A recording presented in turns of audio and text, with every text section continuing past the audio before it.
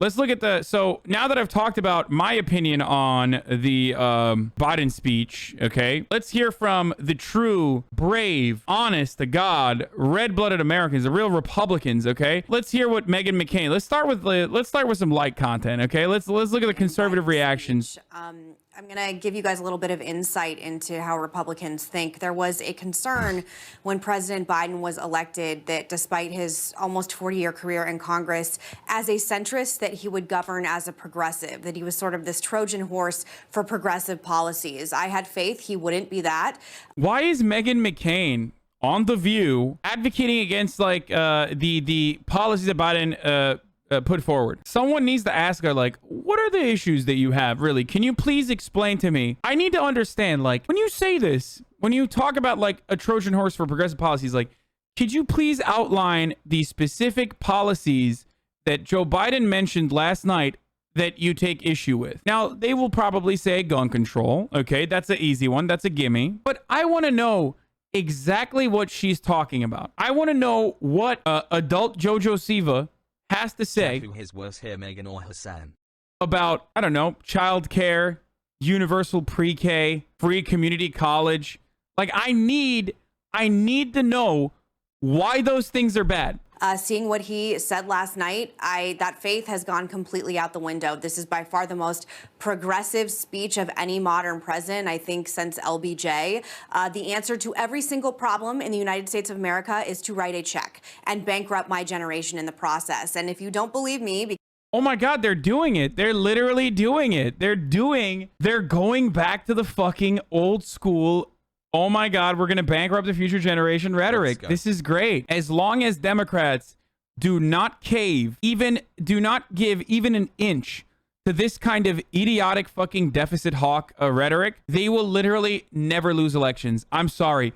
Let the idiotic Republicans stray away from talking about Mr. Potato Head's penis and move towards talking about how it's actually bad that although you are suffering right now, the government, which has the capability of helping you, should not, as long as the Democrats don't become austerity freaks themselves. Okay? Because I'm conservative, believe the New York Times. They said, quote, Biden, a lifelong centrist, has moved leftward and moved the biggest expansion of American government in decades. And he's getting praise from people like Alexandria Ocasio-Cortez.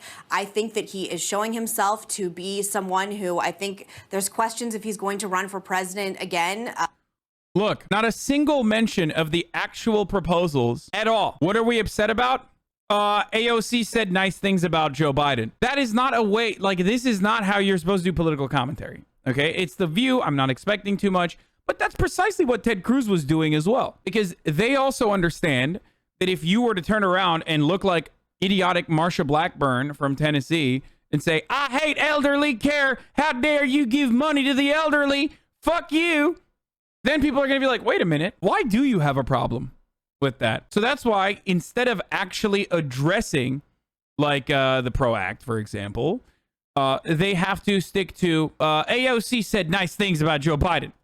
Coming up because of his age. And I think there was an assumption that maybe Kamala will just take his place and run instead. And I think he is showing he's going to make his mark and be the most progressive president of my lifetime. And it is very disappointing to the people who had faith in him for running as a centrist. In regards to Senator Tim Scott, I'm a huge fan of his. I think he's a bright future of the Republican Party. He told a story about growing up in poverty and having to move in with his grandmother and having 3 family members.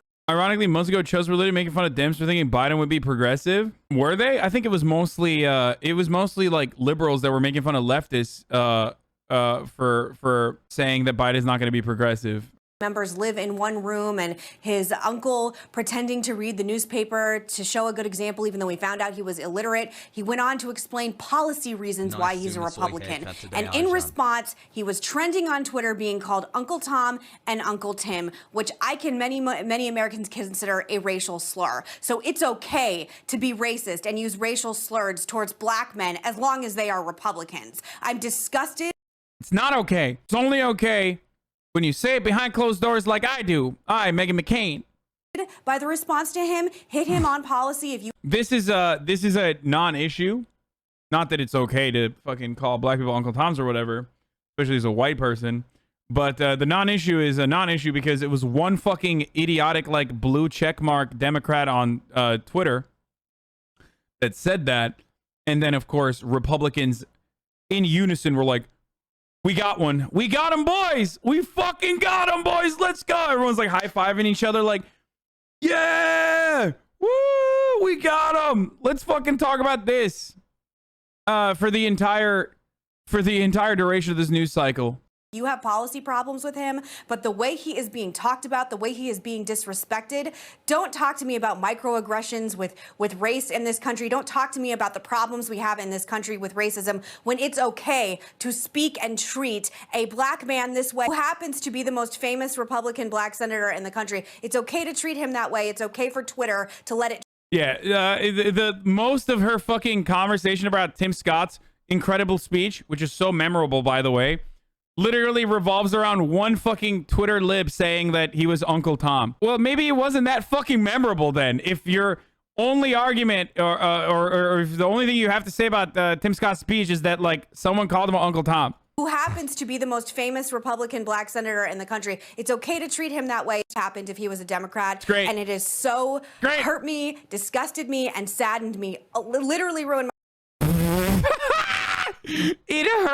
It hurt me, it disgusted me, it saddened me that a black man was called an Uncle Tom. Like, shut the fuck up, dude. Day fucking ruined, dude. A black man this way who happens to be the most famous Republican black senator in the country. It's okay to treat him that way. It's okay for Twitter. Tim Scott's literally the only black Republican senator in the country? Yes. Oh, because she says the most famous black senator. Yeah. I mean,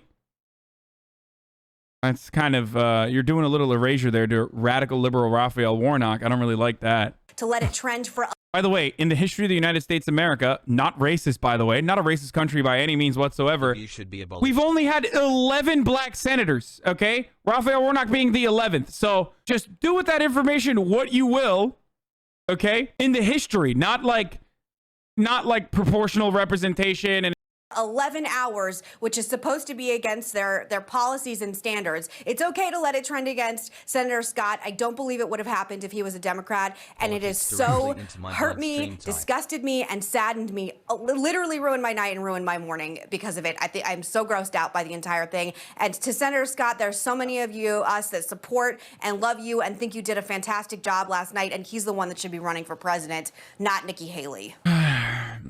they let it trend. Twitter should have banned the trend from happening. I'm so mad. I could not finish my mimosa. I had to put it down. Months.